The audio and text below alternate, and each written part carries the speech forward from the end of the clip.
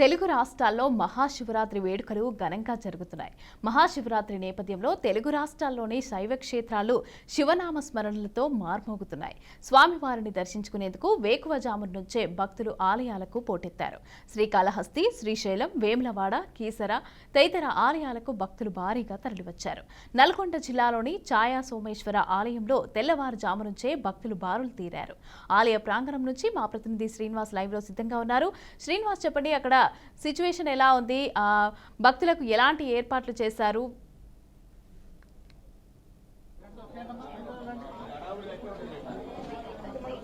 Good morning Mamata.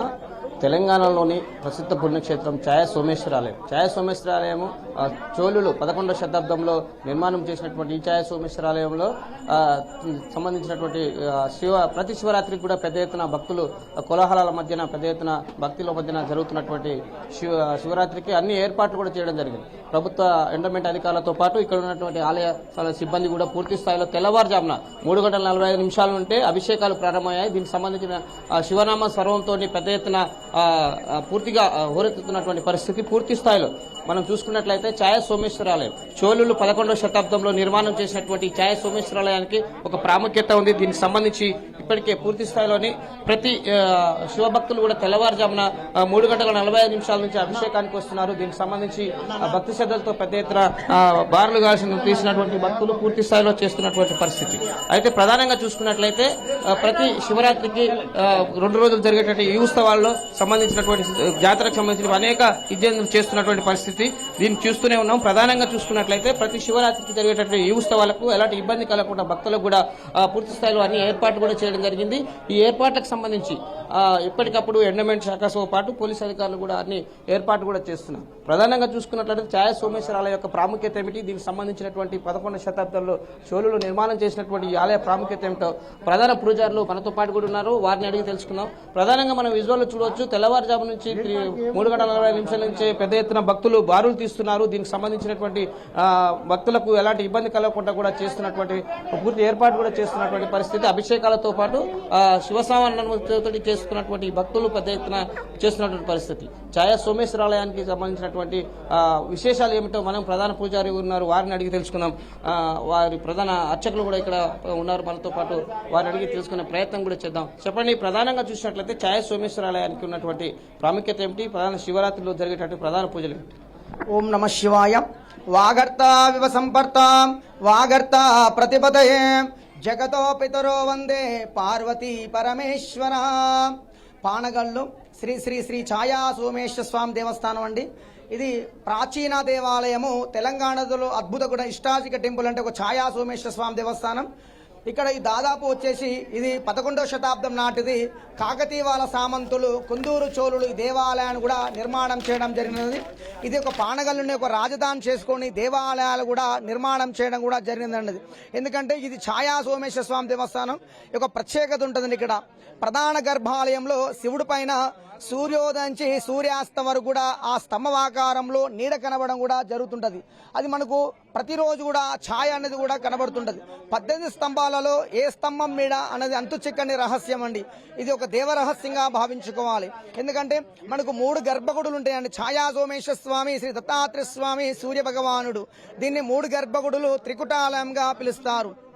ఎందుకంటే social మీడియాలో వచ్చేసి ఈ 4 స్తంభాలు కలిపి అక్కడ పడుతుందని చెప్తున్నారు, కానీ వాస్తవానికి స్తంభం మీద కాదండి.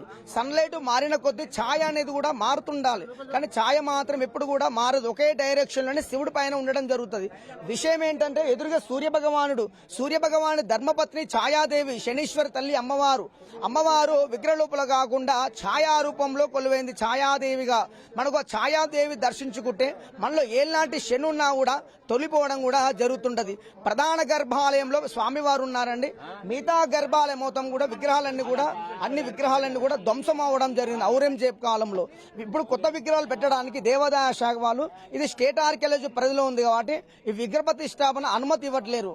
త్వరలో ఈ తెలంగాణ ప్రభుత్వం ఈ దేవాలయాలపైన దృష్టి పెట్టి ఈ దేవాలయాన్ని ఇంకా ఈ పర్యాటక కేంద్రం చేసినట్లయితే ఈ దేవాలయానికి లక్షలాది మంది తరలి రావడం కూడా జరుగుతుంటది. ఈ రోజు మహాశివరాత్రి, అత్యంత ప్రీతికరమైన మహాశివరాత్రి పరమశివుడికి. ఈరోజు ఈరోజు తెల్లవారుజామున 3 గంటలకు అభిషేకాలు కూడా ప్రారంభం అవడం జరిగినది. ప్రధాన గర్భాలయంలో మనకు ఛాయా సోమేశ్వర స్వామి దేవాలయంలో రుద్రాభిషేకం చేసి అలంకరణ చేయడం జరిగినది. ఇక్కడ బయటలో ఉన్నట్టు ఉపాలయం అంటే ఆత్మలింగం దగ్గర యథావిధిగా అభిషేకాలు కూడా కొనసాగుతాయి. ఉదయం 3 గంటల నుంచి రాత్రి 9 గంటల వరకు యథావిధిగా అభిషేకాలు కూడా కొనసాగుతాయండి.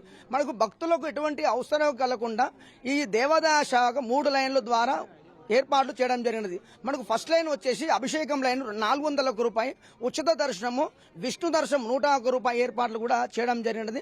మనకు రాత్రి వచ్చేసి ఈ రోజు 9:30కు శివపార్వతి కళ్యాణ మహోత్సవం కూడా ఉంటుందండి. అనంతరము తలంబ్రాలు మనకు లింగోద్భవ టైంలో కళ్యాణం అయిపోయిన తర్వాతకి లింగోద్భవ టైంలో అభిషేకం గారు కూడా యథావిధిగా కొనసాగుతుంది. మనకు వచ్చేసి మనకు 27వ తారీఖు నాడు మనకు అగ్నిగుండాల కార్యక్రమం, సాయంత్రము తెప్పోత్స కార్యక్రమంగా నిర్మించుకొని ఈ శివరాత్రి ఉత్సవాలు ముగియడం కూడా జరుగుతుందండి. మనకు ఇది మన విశేషం అండి.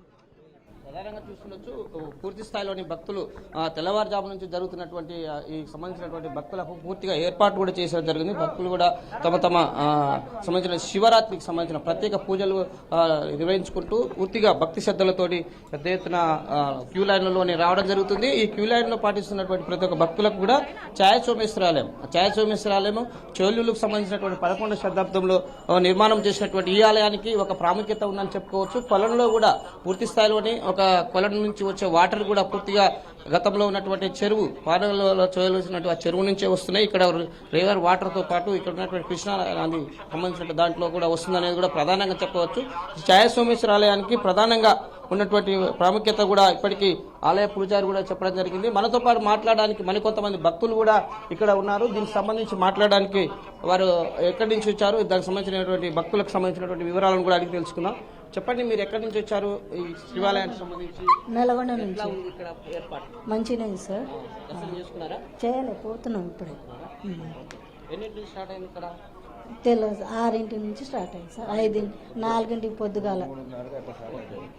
ఎక్కడి నుంచి లోకల్ వచ్చారా? లోకలే రా. ఇది ఇక్కడ ఉన్నటువంటి పరిస్థితి. పూర్తి స్థాయిలో భక్తులు పెద్ద ఎత్తున తమ భక్తి శ్రద్ధలతో వచ్చి ఉదయం తెల్లవారుజాము నుంచే చేసుకుంటున్నటువంటి పరిస్థితి. ఈ శివాలయంలో గతంలో కూడా ప్రతి శివరాత్రికి జరిగే ఉత్సవాలలో కూడా భక్తులు పెద్ద ఎత్తున చేరుకొని పూర్తి స్థాయిలో ఏదైతే భక్తిగా చేయాల్సినటువంటి పూజలతో పాటు అభిషేకాలు కూడా చేస్తున్నారు. దీనికి సంబంధించిన ఏర్పాట్లు కూడా ఎండోమెంట్ అధికారులతో పాటు ఇక్కడ ఉన్నటువంటి ఆలయ సిబ్బంది కూడా పూర్తి ఏర్పాట్లు చేసి భక్తులకు కానీ సంబంధించినటువంటి వృద్ధులకు కానీ చిన్నపిల్లలకు ఎలాంటి ఇబ్బంది కలగకుండా క్యూ లైన్లు కూడా ఏర్పాటు చేశారు. ఈ క్యూ లైన్లో వచ్చే భక్తులకు మాత్రం ప్రతిదీ ఒక ఇబ్బంది కలగకుండా చేస్తున్నటువంటి పరిస్థితి. శివాలయానికి సంబంధించినటువంటి ప్రాముఖ్యతతో పాటు మహాశివరాత్రికి సంబంధించినటువంటి ఉత్సవాలలో ప్రతి సంవత్సరం జరిగే ఉత్సవాలకు సంబంధించి పూర్తిగా అన్ని ఏర్పాట్లు కూడా చేస్తున్నట్లు కూడా ఇక్కడ ఎండోమెంట్ అధికారులు చెప్తున్నటువంటి పరిస్థితి. ఇది ఇక్కడ ఓవరాల్ గా చూసుకున్నట్లయితే నల్గొండ జిల్లాలోని ఛాయ సోమేశ్వరాలయంలో ఉన్నటువంటి ఈ శివరాత్రికి సంబంధించినటువంటి పూర్తి స్థాయి బ్రహ్మోత్సవాలు. Right, thank you Srinivas.